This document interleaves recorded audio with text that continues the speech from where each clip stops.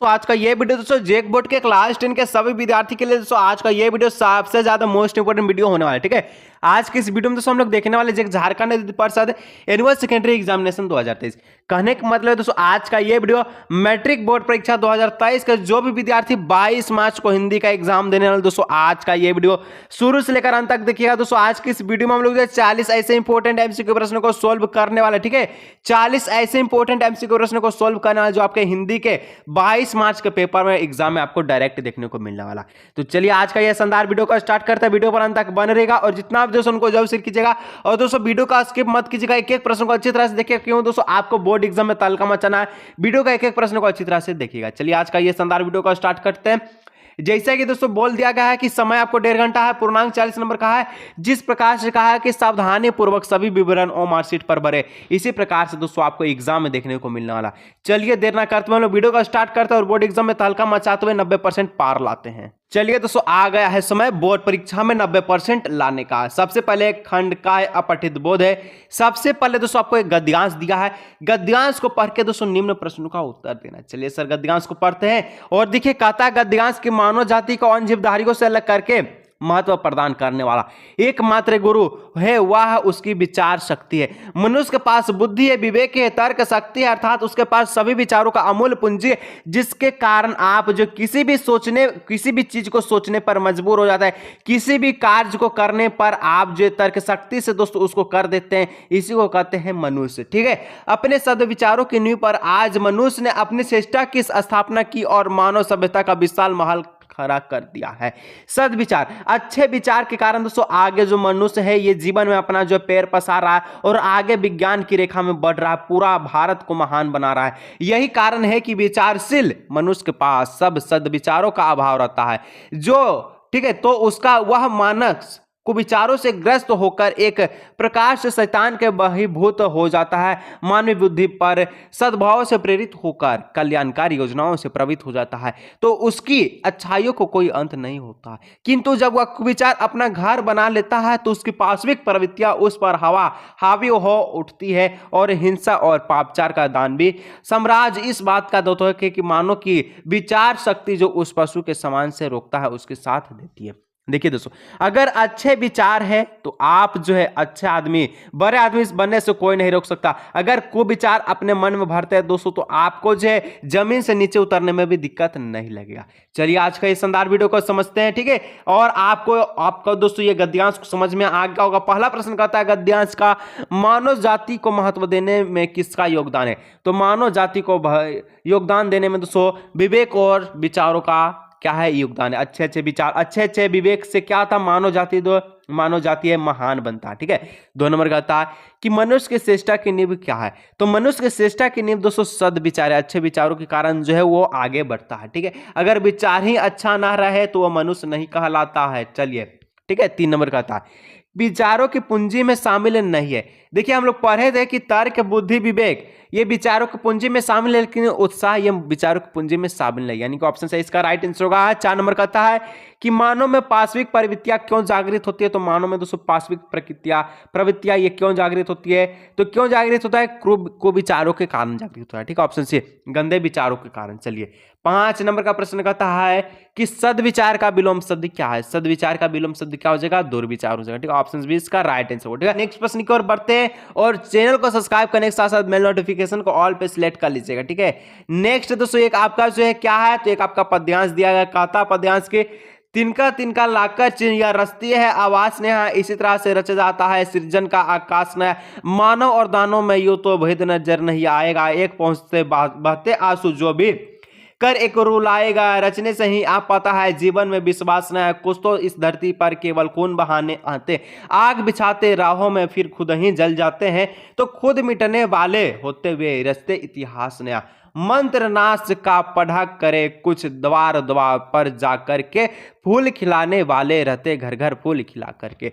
बहुत ही most important दोस्तों ये पद्यांश है। ठीक है, इस पद्यांश में दोस्तों क्या कहता है कि जो चिड़ियां ये तिनका तिनका लाकर अपना जो घोंसला रचता, आवास नचता है, इस इतिहास में उसी का नाम होता है। क्या किसका नाम होता है, जो खून पसीना बहाकर ठीक है, क्या करता है, दूसरों की भलाई करता है, अपना भारत राष्ट्र का नाम रोशन करता है, उसी का इतिहास में नाम होता है। चलिए 6 नंबर का प्रश्न कहता है कि सृजन के आकाश से क्या आशय है। तो सृजन के आकाश ये ऐसा है कि तिनका तिक्का लागकर चिड़िया रचती है आवास ने, यानी कि चिड़िया का नया घोंसला। ठीक है, 7 नंबर कहता है कि चिड़िया अपनी घोंसला क्या जोड़कर बनाती है। तो हम लोग अभी पढ़े कि तिनका तिनका लागकर चिड़िया रचती है आवास नया, इसी तरह से रचता सा है सृजन का आकाश नया। ऑप्शन सी इसका राइट आंसर होगा। 8 नंबर कहता है कि मानव और दानव में क्या अंतर है।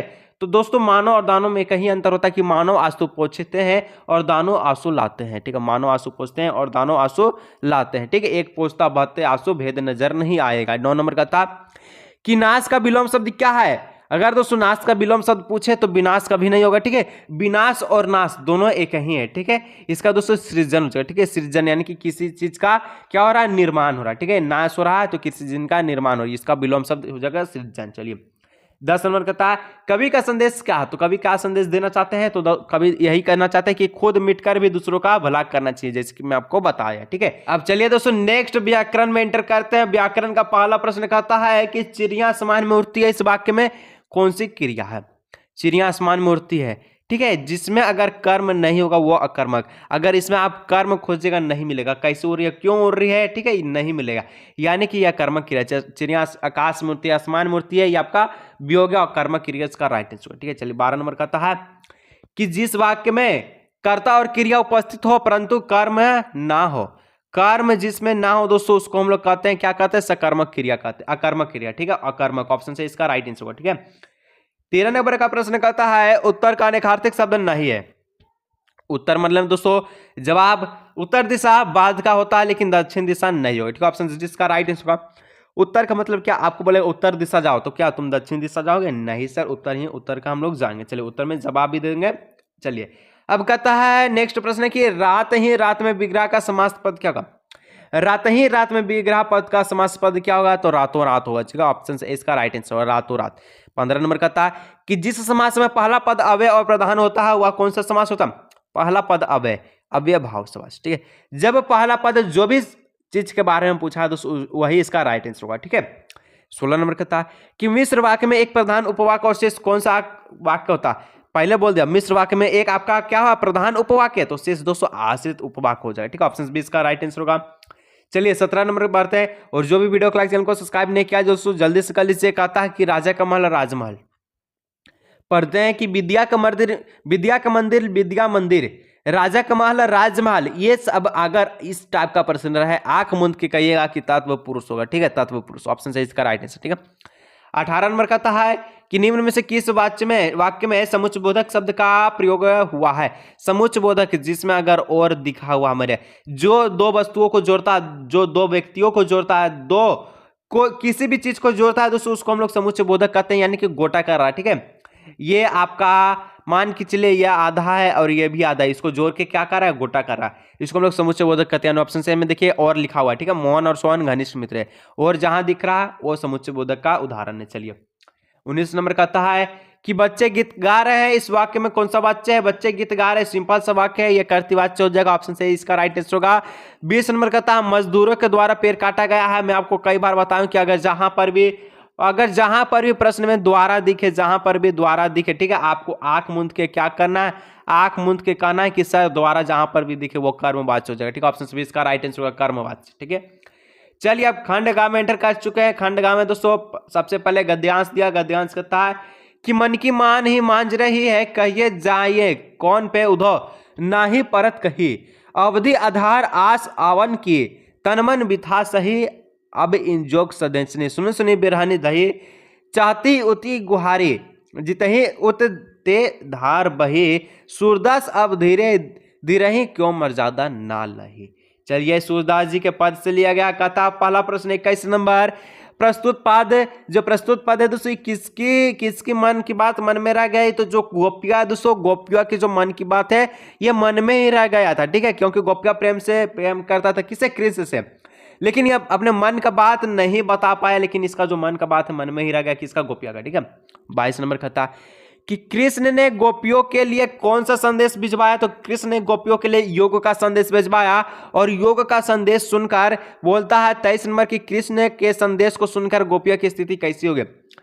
कृष्ण ने जब योग का संदेश भेजवाया था तो ये योग का संदेश सुनकर गोपियों की जो स्थिति हो गई, ये बिरहा की जिस प्रकार से आग जलती है, ठीक है, बिरहा की आग जगी, ठीक है। चलिए 24 नंबर कहता है कि गोपिया के अनुसार कृष्ण ने कौन सी मर्यादा का उल्लंघन किया है, तो गोपिया के अनुसार कृष्ण ने प्रेम की मर्यादा का उल्लंघन किया है। ऑप्शन सी इसका राइट आंसर होगा।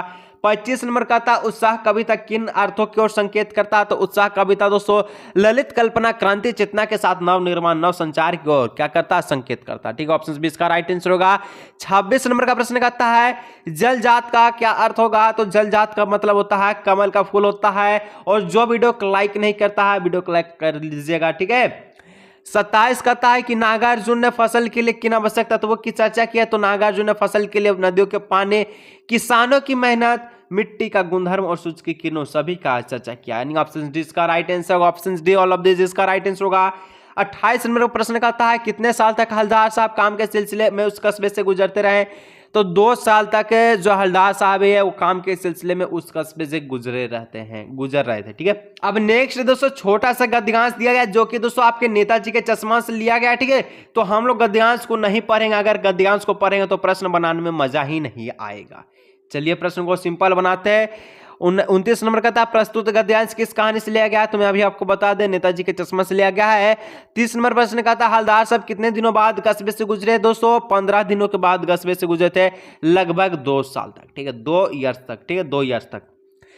31 नंबर कहता है कस्बे के चौराहे पर किसकी प्रतिमा लगी हुई थी, कस्बे के चौराहे पर दोस्तों नेताजी सुभाष चंद्र बोस की प्रतिमा लगी हुई थी, ठीक है। 32 नंबर कहता है कि हलदार साहब को क्यों लग रहा है कि अब मूर्ति पर चश्मा नहीं लगा, क्योंकि दोस्तों जो प्यारा जो आपका कैप्टन है ये मर चुका था, ठीक है, यानी कि कैप्टन मर गया था। ऑप्शन बी इसका राइट आंसर होगा।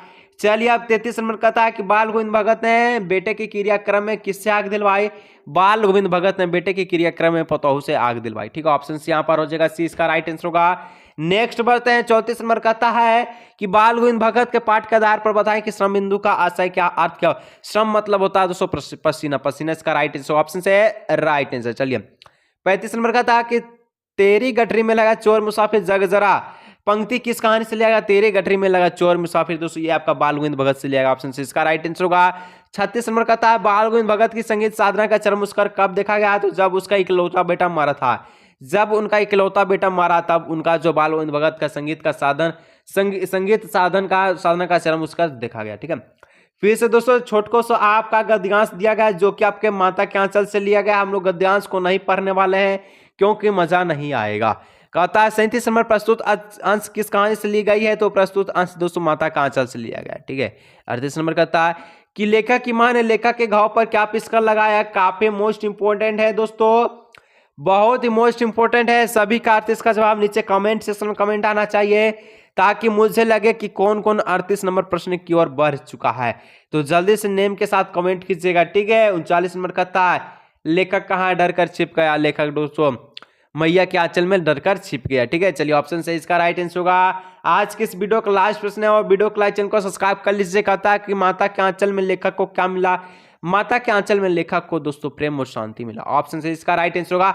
इस तरह से दोस्तों आज का यह वीडियो समाप्त होगा। अगर वीडियो अच्छा लगता है वीडियो को लाइक चैनल को सब्सक्राइब कीजिएगा। जो भी सब्जेक्ट में दिक्कत है कमेंट्स में कमेंट कीजिएगा। मिले दोस्तों हम लोग इसी तरह और नए वीडियो में।